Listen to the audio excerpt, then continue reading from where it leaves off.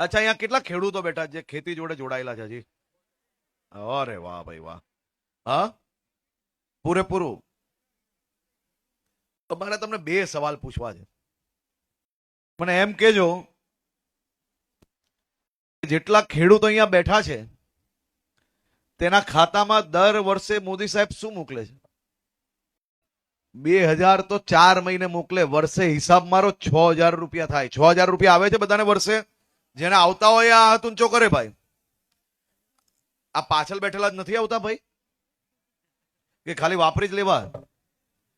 ખેડૂતોના ખાતામાં 6000 રૂપિયા વર્ષે આવે. ક્યારથી આવતા થયા? મોદી સાહેબ આવ્યા ત્યારથી જ ને. તે પહેલા શું આવતું? હા,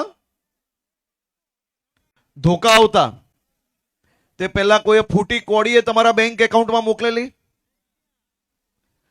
તો મને આજે એક વસ્તુ તમારા વતી કોંગ્રેસને પૂછવું છે કે જો મોદી સાહેબ આવ્યા અને તમારા ખાતામાં 6,000 રૂપિયા દર વર્ષે મોકલ્યા, તો આઝાદ ભારતથી મોદી સાહેબ આવ્યા ત્યાર સુધી આ કયા કયા કોંગ્રેસી નેતાઓએ, કોંગ્રેસના કયા કયા મંત્રીઓએ ખેડૂતોના રૂપિયા ઘરે કબજે કરીને પોતાના મહેલો બાંધ્યા અને આટલા વર્ષોથી મારા ખેડૂતોનો ન્યાય, ખેડૂતોના હકના કરોડો રૂપિયા કેમ ખેડૂતોને આપવામાં ના આવ્યા?